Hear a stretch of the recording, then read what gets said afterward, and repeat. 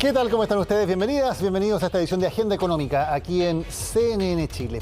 Vamos a partir con los resultados largamente esperados de la fiscalización y el estudio de mercado de la Fiscalía Nacional Económica acerca del mercado del gas. La FNE recomendó prohibir la distribución minorista de gas licuado por parte de las 3 empresas que dominan este mercado y propuso cambios en la regulación del negocio. Los detalles en la nota de Valentina Nieto.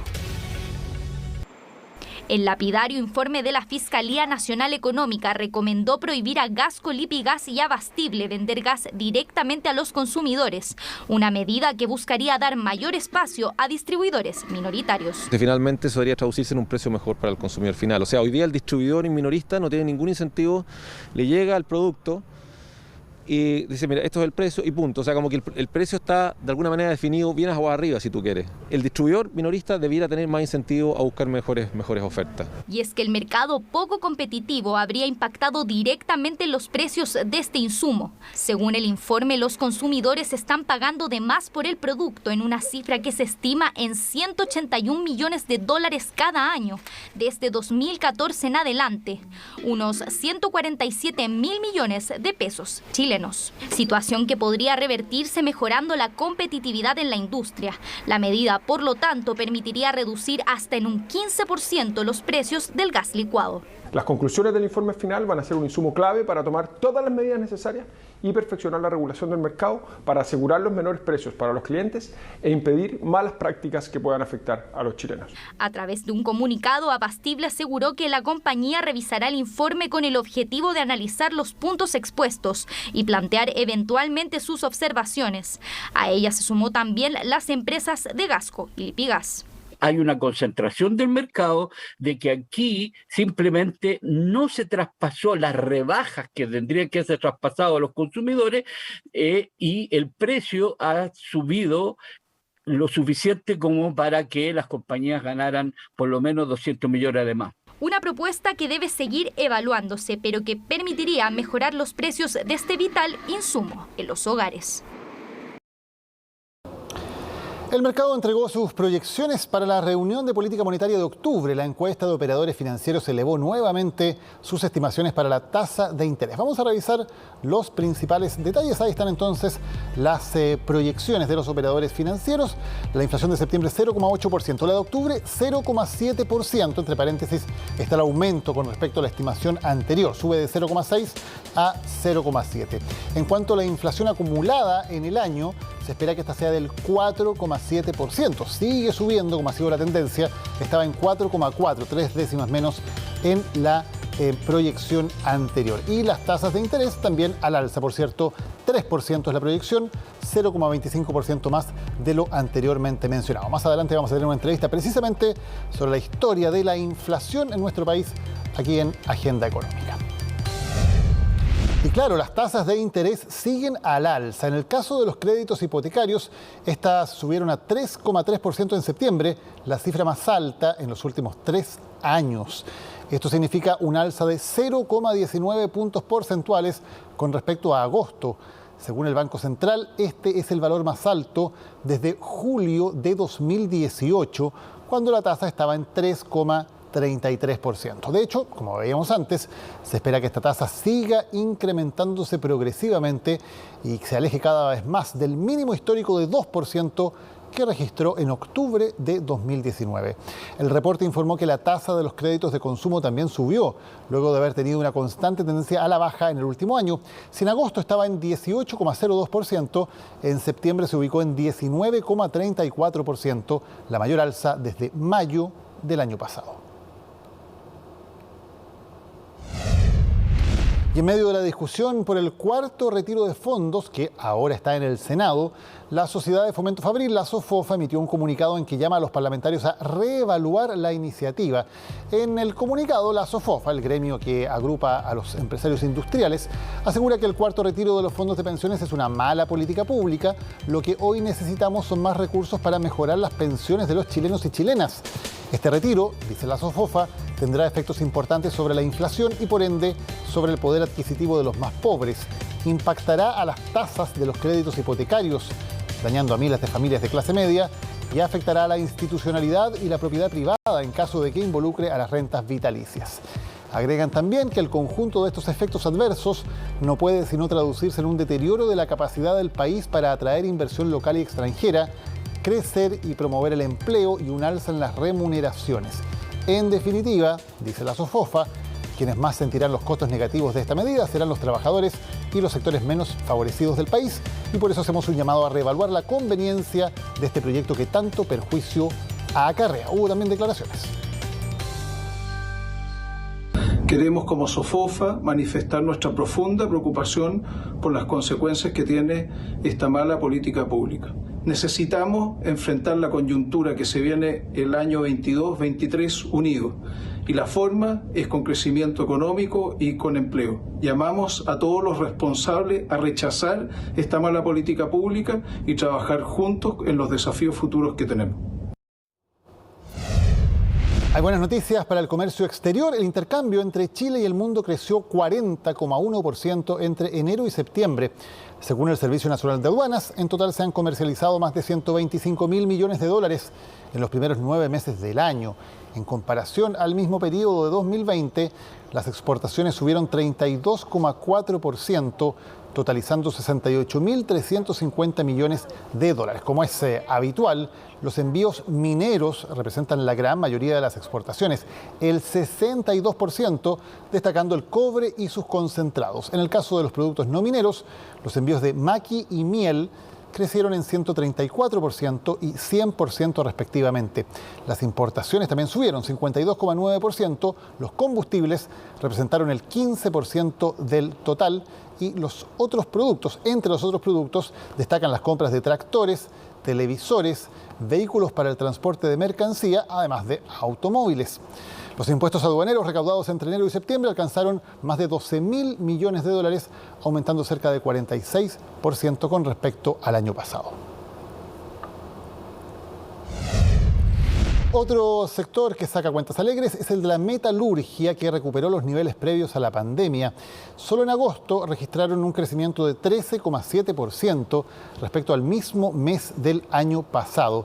La ACIMET valoró el repunte de las cifras, ya que muestra una recuperación paulatina de los niveles de producción que había antes del estallido social y la pandemia. Su presidente, Danti Arrigoni, aseguró que esperan cerrar el año con un crecimiento entre 6 y 8%.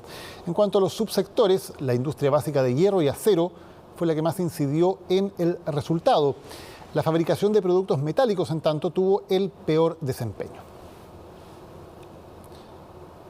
Nos vamos a la pausa y ya volvemos con más en Agenda Económica.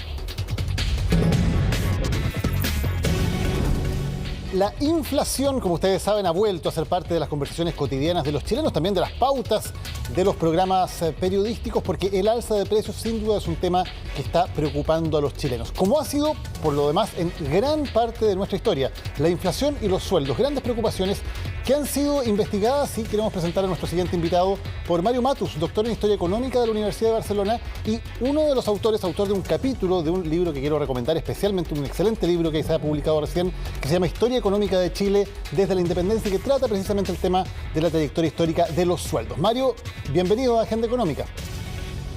Hola Daniel, muchas gracias por la invitación.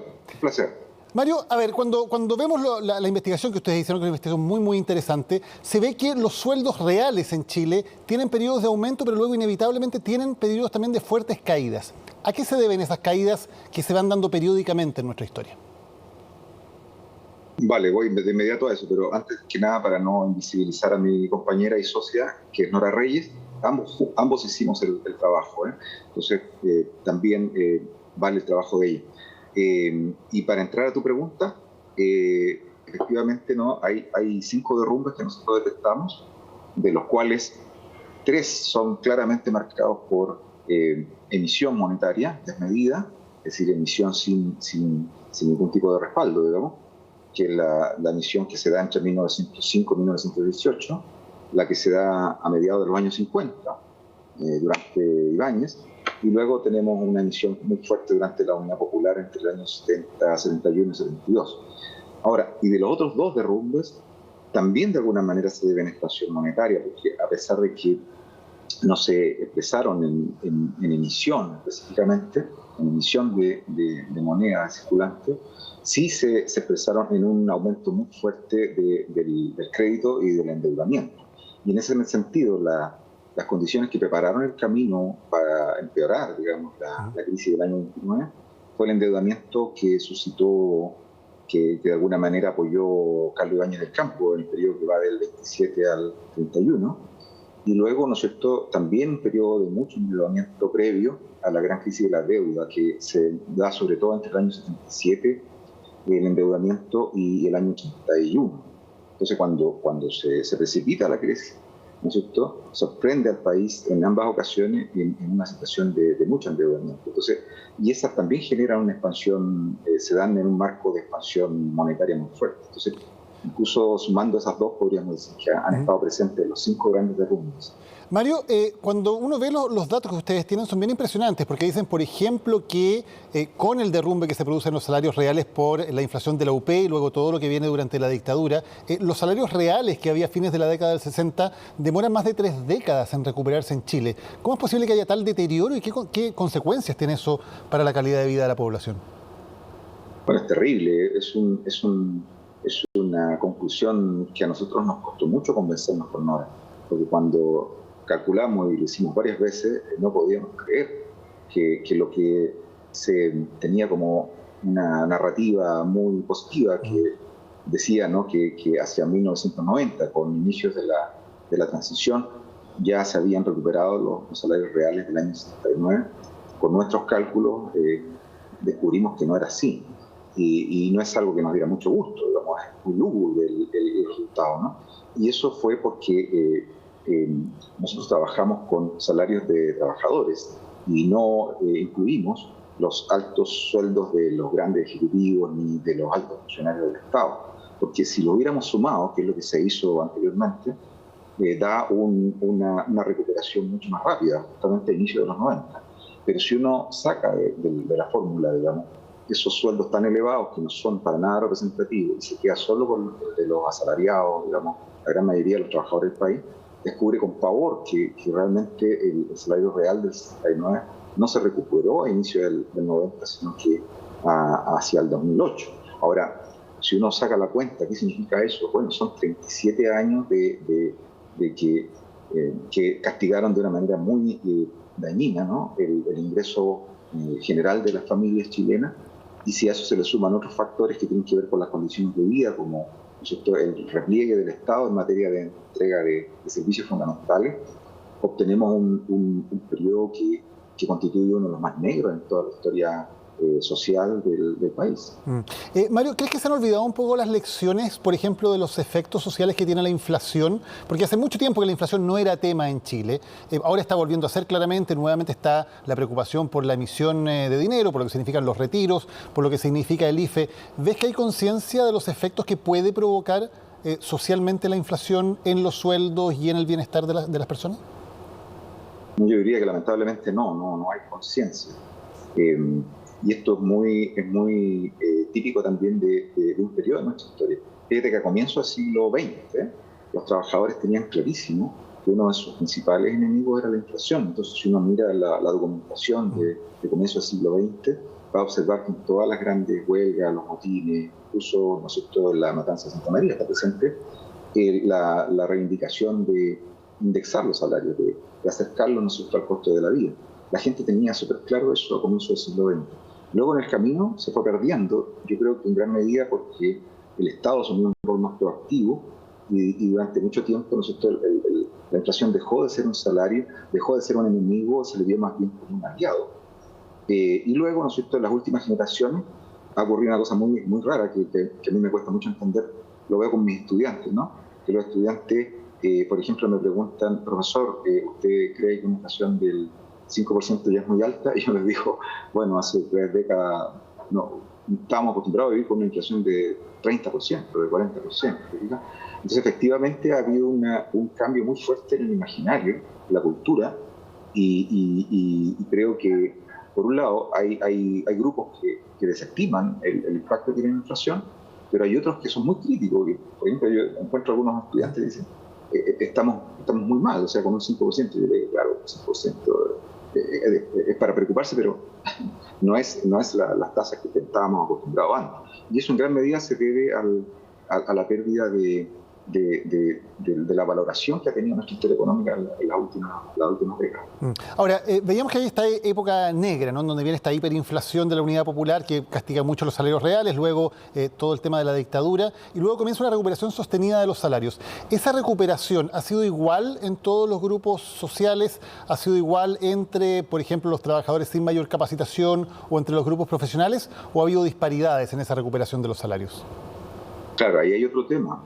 Por un lado, esos salarios se han venido ralentizando, se crecen cada vez menos en los últimos años, y por otro lado, si uno los descompone por grupo, por grado de cualificación, observa que la mitad de los trabajadores ganan una remuneración muy baja, que está calculada, que es menos de 400, 420 mil pesos. La mitad de los trabajadores chilenos ganan eso. Entonces, claro, lo que ha ocurrido realmente, y eso también hay que tenerlo en cuenta, es que esa mejora que han tenido los salarios en los últimos 36 años, desde 1986 hasta hoy, especialmente desde el 2008, que es cuando empiezan a subir en términos netos en relación al 69, hay que también tener mucha cautela, porque en realidad los que se han favorecido más con esa alza de salarios reales, que es buena en general, que destaca en América Latina, son los grupos más educados, los grupos más cualificados, así, los que tienen título universitario, los trabajadores más cualificados, los que saben más técnicas, los que tienen más estudios. Y por otro lado también hay que considerar que no solo están fuera los que no tienen esos grados de calificación, también están fuera en gran medida las mujeres, porque las mujeres están sometidas a un régimen laboral en el cual tienen muchas inequidades todavía de género que se expresan en brechas salariales. Luego está todo el tema de las brechas que hay al interior de los servicios. Entonces ahí se usa mucho un concepto que se llama skill premium, ¿no?, que es premio a la habilidad. En un país como el nuestro, que tiene mucha desigualdad, efectivamente esa mejora se concentra más en los grupos más educados, lamentablemente.